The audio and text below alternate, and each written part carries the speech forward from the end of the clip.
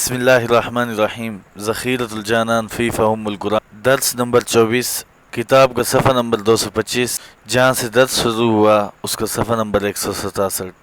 سورہ البقرہ، پہلا پارہ، رکوع نمبر 7۔ اعوذ باللہ من الشیطان الرجیم، بسم اللہ الرحمن الرحیم۔ وَإِذْ قَالَ مُوسَىٰ لِقَوْمِهِ يَا قَوْمِ إِنَّكُمْ ظَلَمْتُمْ أَنفُسَكُمْ بِاتِّخَاذِكُمُ الْعِجْلَ فَتُوبُوا إِلَىٰ بَارِئِكُمْ فَاقْتُلُوا أَنفُسَكُمْ ذَٰلِكُمْ خَيْرٌ لَكُمْ عِندَ بَارِئِكُمْ فَتَابَ عَلَيْكُمْ إِنَّهُ هُوَ التَّوَّابُ الرَّحِيمُ۔ وَإِذْ قُلْتُمْ يَا مُوسَىٰ لَن نُّؤْمِنَ لَكَ حَتَّىٰ نَرَى اللَّهَ جَهْرَةً فَأَخَذَتْكُمُ الصَّاعِقَةُ وَأَنْتُمْ تَنظُرُونَ ثُمَّ بَعَثْنَاكُم مِّن بَعْدِ مَوْتِكُمْ لَعَلَّكُمْ تَشْكُرُونَ وَظَلَّلْنَا عَلَيْكُمُ الْغَمَامَ وَأَنزَلْنَا عَلَيْكُمُ الْمَنَّ وَالسَّلْوَىٰ كُلُوا مِن طَيِّبَاتِ مَا رَزَقْنَاكُمْ وَمَا ظَلَمُونَا وَلَٰكِن كَانُوا أَنفُسَهُمْ يَظْلِمُونَ وَإِذْ قُلْنَا ادْخُلُوا هَٰذِهِ الْقَرْيَةَ فَكُلُوا مِنْهَا حَيْثُ شِئْتُمْ رَغَدًا وَادْخُلُوا الْبَابَ سُجَّدًا وَقُولُوا حِطَّةٌ نَغْفِرْ لَكُمْ خَطَايَاكُمْ وَسَنَزِيدُ الْمُحْسِنِينَ فَبَدَّلَ الَّذِينَ ظَلَمُوا قَوْلًا غَيْرَ الَّذِي قِيلَ لَهُمْ فَأَنزَلْنَا عَلَى الَّذِينَ ظَلَمُوا رِجْزًا مِّنَ السَّمَاءِ بِمَا كَانُوا يَفْسُقُونَ۔ بسم اللہ الرحمن الرحیم۔ لفظی ترجمہ۔ وَإِذْ قَالَ مُوسَىٰ لِقَوْمِهِ، اور جب کہا موسیٰ علیہ السلام نے اپنی قوم سے، یا قومی، اے میری قوم، انکم ظلمتم انفسکم، بے شک تم نے ظلم کیا اپنی جانوں پر، باتخاذکم العجل، بوجہ بنا لینے بچڑے کو معبود، فتوبوا الی بارئکم، پس توبہ کرو اپنے پیدا کرنے والے کی طرف، فَاقْتُلُوا أَنفُسَكُمْ، پس قتل کرو تم اپنی جانوں کو، ذَٰلِكُمْ خَيْرٌ لَكُمْ، یہ بہتر ہے تمہارے حق میں، عِندَ بَارِئِكُمْ، تمہارے پیدا کرنے والے کے ہاں، فَتَابَ عَلَيْكُمْ، بس اللہ تعالیٰ نے تمہاری طرف رجوع کیا، إِنَّهُ هُوَ التَّوَّابُ الرَّحِيمُ، بے شک وہ توبہ قبول کرنے والا مہربان ہے۔ وَإِذْ قُلْتُمْ يَا مُوسَىٰ، اور جب کہا تم نے اے موسیٰ، لن نؤمن لک، ہم ہرگز تیری تصدیق نہیں کریں گے، حتیٰ نری اللہ جہرۃ، یہاں تک کہ ہم دیکھ لیں اللہ تعالیٰ کو کھلے طور پر، فأخذتکم الصاعقۃ، پس پکڑ لیا تمہیں بجلی نے، وانتم تنظرون، اور تم دیکھ رہے تھے، ثم بعثناکم، پھر ہم نے تمہیں زندہ کیا، من بعد موتکم، تمہارے مرنے کے بعد، لعلکم تشکرون، تاکہ تم شکر ادا کرو، وَظَلَّلْنَا عَلَيْكُمُ الْغَمَامَ، اور سایہ کیا ہم نے تم پر بادلوں کا، وَأَنزَلْنَا عَلَيْكُمُ الْمَنَّ وَالسَّلْوَىٰ، اور نازل کی ہم نے تم پر کھیر اور بٹیرے، کُلُوا مِن طَیِّبَاتِ مَا رَزَقْنَاکُمْ، کھاؤ ان پاکیزہ چیزوں سے جو ہم نے تمہیں رزق دیا، وَمَا ظَلَمُونَا، اور انہوں نے ہم پر کوئی زیادتی نہیں کی، وَلَٰكِن كَانُوا أَنفُسَهُمْ يَظْلِمُونَ، اور لیکن وہ اپنی جانوں پر ظلم کرتے تھے، وَإِذْ قُلْنَا، اور جب کہا ہم نے، ادخلوا هذه القرية، داخل ہو جاؤ اس بستی میں، فَكُلُوا مِنْهَا حَيْثُ شِئْتُمْ رَغَدًا، پس کھاؤ اس میں سے جہاں سے چاہو، وَادْخُلُوا الْبَابَ سُجَّدًا، اور داخل ہو جاؤ دروازے سے سجدہ کرتے ہوئے، وَقُولُوا حِطَّةٌ، اور کہو تم حِطَّةٌ، یعنی ہمارے گناہ گرا دے، تغفر لکم خطایاکم، معاف کر دیں گے ہم تمہاری خطائیں، وسنزید المحسنین، اور ہم زیادہ دیں گے نیکی کرنے والوں کو، فبدل الذین ظلموا قولا، پس تبدیل کر لیا ان لوگوں نے جنہوں نے ظلم کیا بات کو، غیر الذی قیل لہم، سوائے ان کے جو ان کو کہی گئی تھی، فانزلنا علی الذین ظلموا، پس نازل کیا ہم نے ان لوگوں پر جنہوں نے ظلم کیا، رجزا من السماء، عذاب آسمان کی طرف سے، بما كانوا يفسقون، اس لیے کہ وہ نافرمانی کرتے تھے۔ ربط: حضرت موسیٰ علیہ السلام کی قوم کا ذکر چلا آ رہا ہے۔ حضرت موسیٰ علیہ السلام کوہ طور سے تورات لے کر جب واپس تشریف لائے اور دیکھا کہ قوم نے بچڑے کو معبود بنا لیا ہے اور اس کی پرستش کر رہے ہیں، پہلے تو حضرت ہارون علیہ السلام پر ناراض ہوئے کہ تم نے ان کو اطلاع کیوں نہیں کی اور تمہارے ہوتے ہوئے یہ کیوں گمراہ ہوئے ہیں۔ جب پوری طرح مطمئن ہو گئے کہ ہارون علیہ السلام نے اپنی ذمہ داری پوری طرح ادا کی ہے اور اس میں کسی قسم کی کوئی کوتاہی نہیں کی، تو پھر قوم کی طرف متوجہ ہوئے۔ اس کا ذکر ہے بچڑے کی پوجا، توبہ اور قتل۔ وَإِذْ قَالَ مُوسَىٰ لِقَوْمِهِ، اور جب کہا موسیٰ علیہ السلام نے اپنی قوم سے، یا قومی، اے میری قوم، اِنَّكُمْ ظَلَمْتُمْ أَنفُسَكُمْ، بے شک تم نے ظلم کیا اپنی جانوں پر، کیونکہ اس کارروائی کا وہاں تمہاری جانوں پر کا وبال تمہاری جانوں پر پڑے گا۔ بِاتِّخَاذِكُمُ الْعِجْلَ، جو تم نے بچڑے کو معبود بنا کر ظلم کا ارتکاب کیا ہے۔ اگر تم اپنی آخرت سنوارنا چاہتے ہو تو فَتُوبُوا إِلَىٰ بَارِئِكُمْ، تو توبہ کرو اپنے پیدا کرنے والے کی طرف۔ فَاقْتُلُوا أَنفُسَكُمْ، پس قتل کرو تم اپنی جانوں کو۔ اس کی مختلف تفاسیر درج ذیل ہیں۔ نمبر 1، اس کی ایک تفسیر تو اس طرح بیان کی گئی ہے کہ ہر مجرم کو حکم تھا کہ وہ اپنے آپ کو خود قتل کرے۔ نمبر 2، دوسری تفسیر یہ نقل کی گئی ہے کہ جن لوگوں نے بچڑے کی پوجا نہیں کی تھی وہ ان کو قتل کریں جنہوں نے پوجا کی، اور طریقہ یہ ہوگا کہ اگر ایک بھائی نے پوجا کی ہے اور دوسرے نے نہیں کی تو جس نے پوجا نہیں کی وہ اس کو قتل کرے جس نے پوجا کی ہے۔ اگر باپ نے پوجا کی ہے اور بیٹے نے نہیں کی تو بیٹے کو حکم تھا کہ باپ کو قتل کر، اور اگر بیٹے نے پوجا کی ہے اور باپ نے نہیں کی تو باپ کو حکم تھا کہ بیٹے کو قتل کر۔ تو اس طرح انہوں نے اپنی جانوں کو قتل کیا۔ اس زمانے میں مرتد کی توبہ قتل کے بغیر قبول نہیں ہوتی تھی۔ یہ تو حضرت صلی اللہ علیہ وسلم کی برکت سے اللہ تعالی نے اس امت کو سہولت دی، نرمی فرمائی کہ مرتد کو 3 دن کی مہلت ہے، اگر توبہ کرے تو فبا چھوڑ دیا جائے گا، اگر توبہ نہیں کرتا اور کفر پر مصر رہتا ہے تو 3 دن کے بعد قتل کر دیا جائے گا۔ فرمایا اس طرح توبہ کرنا، ذالکم خیر لکم، یہ بہتر ہے تمہارے حق میں، عند بارئکم، تمہارے پیدا کرنے والے کے ہاں۔ چنانچہ اسی طرح ہوا کہ انہوں نے گردنیں کٹوا کر اپنی آخرت بنا لی۔ فتاب علیکم، پس اللہ تعالی نے تمہاری طرف رجوع کیا۔ انہ هو التواب الرحیم، بے شک وہ توبہ قبول کرنے والا مہربان ہے۔ بنی اسرائیل کا تورات پر رد عمل۔ آگے ایک اور واقعہ بیان ہے۔ موسیٰ علیہ السلام تورات لے کر قوم کے پاس آئے اور بچوں اور بوڑھوں اور جوانوں اور عورتوں کو اکٹھا کیا، تمام کے تمام اکٹھے ہو گئے، بڑا مجمع تھا۔ موسیٰ علیہ السلام نے ان کو بتایا کہ اللہ تعالی نے تمہارے لیے یہ ضابطہ حیات عطا کیا ہے۔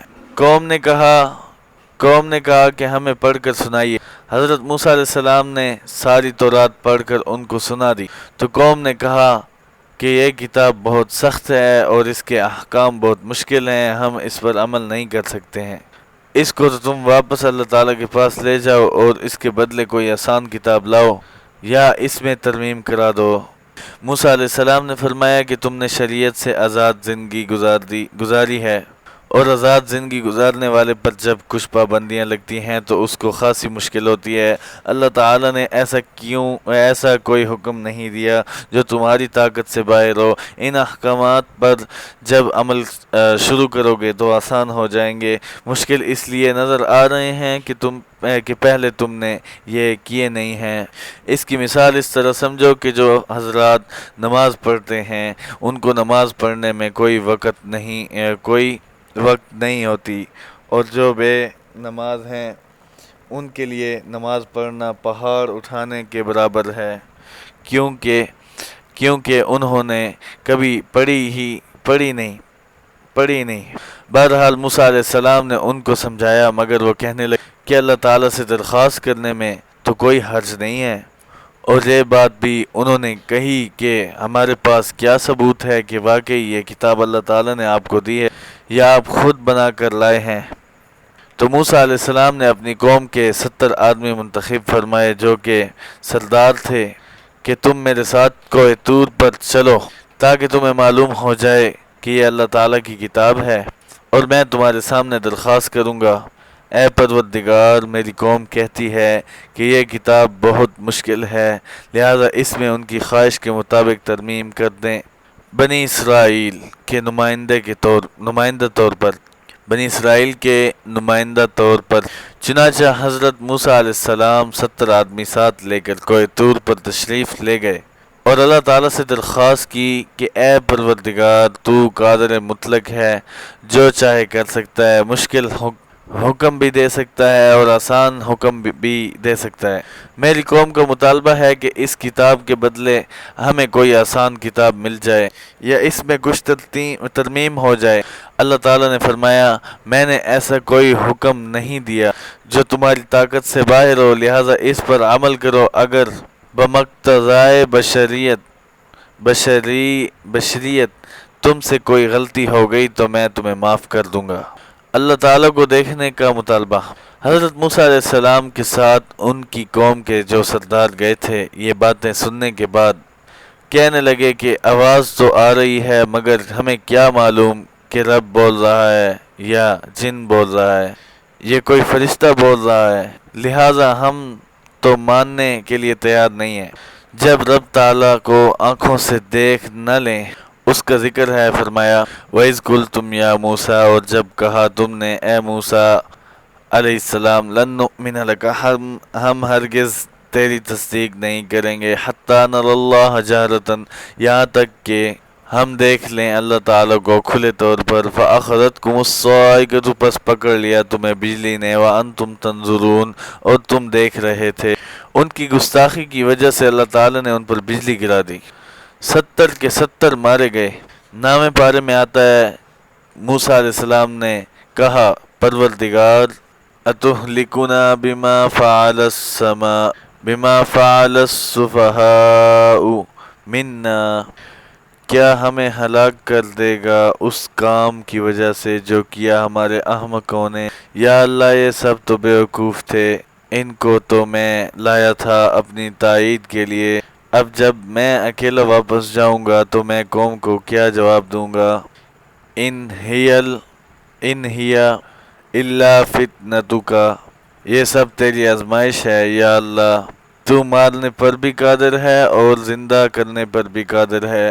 چنانچہ اللہ تعالیٰ نے وہ 70 کے 70 باوجود اس گستاخی کے زندہ فرما دیے۔ اللہ تعالیٰ فرماتے ہیں موت اور پھر زندگی، ثم بعثناکم، پھر ہم نے تمہیں زندہ کیا، من بعد موتکم، تمہارے مرنے کے بعد، لعلکم تشکرون، تاکہ تم شکر ادا کرو۔ یہ لوگ جب واپس آئے قوم کے پاس تو کہنے لگے کہ اللہ تعالیٰ نے فرمایا تھا کہ عمل ہو سکے تو کر لینا اور نہ ہو سکے تو نہ کرنا، میں معاف کر دوں گا۔ حالانکہ اللہ تعالیٰ نے تو کہا تھا کہ اگر تقاضائے بشریت کوئی غلطی ہوئی تو معاف کر دوں گا۔ یحرفون الکلمہ کا ذکر آتا ہے کہ وہ اللہ تعالیٰ کے کلام کو بدل دیتے تھے، وہ اس طرح بدلتے تھے، مگر ان کی تمام تر گستاخیوں کے باوجود اللہ تعالیٰ نے ان کو انعامات سے نوازا۔ آگے ان انعامات کا ذکر فرمایا بادلوں کا سایہ، وَظَلَّلْنَا عَلَيْكُمُ الْغَمَامَ، اور سایہ کیا ہم نے تم پر بادلوں کا۔ بنی اسرائیل جب بحر کلزم عبور کر کے وادی طیہ میں پہنچے تو اللہ تعالیٰ کی طرف سے حکم آیا کہ اے بنی اسرائیل، تم قابض قوم عمالقہ جو عملیق نامی ایک شخص کی نسل سے تھے، بڑے قد آور، موٹے، تازے، صحت مند اور جنگجو تھے، ان سے جہاد کرو تاکہ شام اور فلسطین کی زمین تمہارے قبضے میں دے دی جائے۔ بڑا طویل قصہ ہے، چھٹے پارے میں اس کی تفصیل آئے گی۔ ان لوگوں نے موسیٰ علیہ السلام سے کہا انکار جہاد اور اس کا انجام، ان فیہا قوما جبارین، بے شک اس سرزمین میں ایک زبردست جبار قوم ہے، وَإِنَّا لَن نَّدْخُلَهَا حَتَّى يَخْرُجُوا مِنْهَا، اور بے شک ہم ہرگز داخل نہیں ہوں گے اس میں جب تک کہ وہ یہاں سے نکل نہ جائیں۔ فَإِن يَخْرُجُوا مِنْهَا فَإِنَّا دَاخِلُونَ، پس اگر وہ وہاں سے نکل جائیں تو ہم فاتحانہ انداز میں داخل ہوں گے۔ اور انہوں نے موسیٰ علیہ السلام کو یہ بھی کہا فَاذْهَبْ أَنْتَ وَرَبُّكَ فَقَاتِلَا إِنَّا هَاهُنَا قَاعِدُونَ، تو جا اور تیرا رب، بس تم دونوں جا کے لڑو، ہم تو یہیں بیٹھے رہیں گے۔ اللہ تعالیٰ نے 40 سال تک اس میدان سے نکلنا ان پر حرام کر دیا، اور یہ ہزاروں کی تعداد میں تھے، بوڑھے بچے جوان مرد عورتیں سب ان میں شامل تھے، اور 40 سال وہاں رہنا تھا۔ میدان ایسا تھا کہ اس میں کوئی قابل ذکر سایہ درخت نہیں تھا، کوئی معمولی قسم کا درخت ہو اور دھوپ وہاں شدید پڑتی تھی، مکان بھی وہاں نہیں بنا سکتے تھے، اور باہر سے کوئی چیز لا کر سائے کا انتظام بھی نہیں کر سکتے تھے، کیونکہ وہاں سے باہر جانے کی اجازت نہیں تھی۔ اللہ تعالیٰ کی مدد شامل حال ہوئی اور بادلوں کے ذریعے ان کے لیے سائے کا انتظام فرمایا، جو ہی سورج چڑھتا سایہ ہو جاتا، سورج غروب ہوتا سایہ ختم ہو جاتا۔ قوم کی جرم دیکھو اور اللہ تعالیٰ کی رحمت دیکھو۔ اسی لیے آتا ہے ان رحمتی وسعت کل شیء، بے شک میری رحمت ہر شے پر وسیع ہے۔ ایک دو دن کی بات نہیں، پورے 40 سال ان پر سایہ رہا۔ وہاں خوراک کی بھی ضرورت تھی، کیونکہ انسان عالم اسباب میں اس کے بغیر بھی زندہ نہیں رہ سکتا۔ اللہ تعالیٰ نے خوراک کا بھی انتظام کیا، اس کا ذکر ہے من وسلوی کا نزول، وَأَنزَلْنَا عَلَيْكُمُ الْمَنَّ وَالسَّلْوَىٰ، اور نازل کی ہم نے تم پر کھیر اور بٹیرے۔ کیسے؟ نمبر 1، تفسیر کی کتابوں میں اس کی ایک شکل یہ لکھی ہے کہ عین موقع پر ان کے سامنے ایک رکابی پلیٹ میں کھیر اور ایک رکابی پلیٹ میں بھنے ہوئے بٹیر آ جاتے تھے، جتنا جی چاہے اتنا کھا لیں، اور اللہ تعالیٰ کی قدرت سے کوئی شے بعید نہیں ہے۔ عموماً کھانے دو طرح کے ہوتے ہیں، نمکین اور میٹھے۔ اللہ تعالیٰ نے دونوں قسم کے کھانوں کا انتظام فرمایا۔ نمبر 2، بعض مفسرین کرام رحمۃ اللہ علیہ فرماتے ہیں کہ یہ تیار ہو کے نہیں آتے تھے، بلکہ چھوٹی چھوٹی جھاڑیاں تھیں جن کے پتے جوڑتے تھے۔ رات کو اللہ تعالیٰ کی طرف سے کوئی چیز برستی تھی جس کی تہ ان پتوں پر جم جاتی تھی، یہ تھی وہ کھیر جو ان کو بطور خوراک کے ملتی تھی۔ یہ اعضاء کے لیے بڑی طاقت بخش تھی۔ اس کو اس طرح سمجھو کہ جس طرح پہاڑی علاقوں میں برف باری ہوتی ہے تو اس کی تہ جم جاتی ہے، اور بٹیر بھی انہیں جھاڑیوں میں ہوتے تھے جن کو یہ آسانی سے پکڑ کر کھاتے تھے۔ اور پانی کا ذکر اگلے رکوع میں آ رہا ہے، تو اللہ تعالیٰ نے ان پر من و سلویٰ نازل کیا اور فرمایا کلوا من طیبات ما رزقناکم، کھاؤ ان پاکیزہ چیزوں سے جو ہم نے تمہیں رزق دیا ہے، وما ظلمونا، اور انہوں نے ہم پر کوئی زیادتی نہیں کی، ولکن کانوا انفسہم یظلمون، اور لیکن وہ اپنی جانوں پر ظلم کرتے تھے کہ انہوں نے من سلوہ کے بدلے پیاز، لہسن اور دالیں مانگی۔ رب تعالیٰ نے فرمایا کہ تم بدلتے ہو عمدہ چیزوں کے بدلے گھٹیا، کہنے لگے ہمیں گھٹیا ہی چاہیے۔ حضرت موسیٰ و ہارون علیہ السلام کی وفات اور جائے مدفن۔ آگے بنی اسرائیل کے ایک اور واقعہ کا ذکر ہے، اور یہ واقعہ حضرت موسیٰ علیہ السلام اور حضرت ہارون علیہ السلام کی وفات کے بعد پیش آیا۔ حضرت ہارون علیہ السلام حضرت موسیٰ علیہ السلام سے 3 سال پہلے فوت ہوئے۔ حضرت موسیٰ علیہ السلام کی وفات کا جب وقت آیا تو انہوں نے پروردگار سے دعا کی کہ اے پروردگار، مجھے وادی طیہ، وادی سینائی سے بیت المقدس کی طرف جانے کی اجازت دی جائے تاکہ میری موت بیت المقدس کے قریب آئے۔ اور میں ان مجرموں میں نہ رہوں۔ اللہ تعالیٰ نے موسیٰ علیہ السلام کی دعا قبول فرمائی اور یہ بیت المقدس کی طرف چل پڑے۔ ایک سرخ رنگ کا ٹیلہ تھا، جب وہاں پہنچے تو روح قبض کی گئی اور وہیں ان کی قبر بنی۔ حضرت موسیٰ علیہ السلام کے بعد اللہ تعالیٰ نے حضرت یوشع بن نون علیہ السلام کو نبی بنایا۔ یہ یوشع بن نون علیہ السلام حضرت موسیٰ علیہ السلام کے خادم تھے، اور تفسیروں میں مذکور ہے کہ حضرت خضر علیہ السلام سے ملاقات کے سفر میں موسیٰ علیہ السلام کے ساتھ تھے، اور مچھلی انہی کے پاس تھی جو بھول کر راستے میں چھوڑ گئے تھے۔ وادی طیہ میں 40 سال کا عرصہ ختم ہوا، نئی پود نیو جنریشن جوان ہو چکی تھی۔ اللہ تعالیٰ نے حضرت یوشع بن نون علیہ السلام کے ذریعے ان کو حکم دیا کہ تم اس شہر بیت المقدس، اور اس کو ایلیا بھی کہتے ہیں، پہلے بیت المقدس وادی طیہ سے کچھ مسافت پر تھا، مگر اب ساتھ مل گیا ہے، جیسا کہ گجرانوالہ اور راہ والی تقریباً آپس میں مل ہی گئے ہیں۔ تو اللہ تعالیٰ نے حضرت یوشع بن نون علیہ السلام کے ذریعے ان کو حکم دیا کہ تم اس شہر بیت المقدس میں داخل ہو جا۔ اس کا ذکر ہے، فرمایا بنی اسرائیل کو بستی میں داخل ہونے کا احکام۔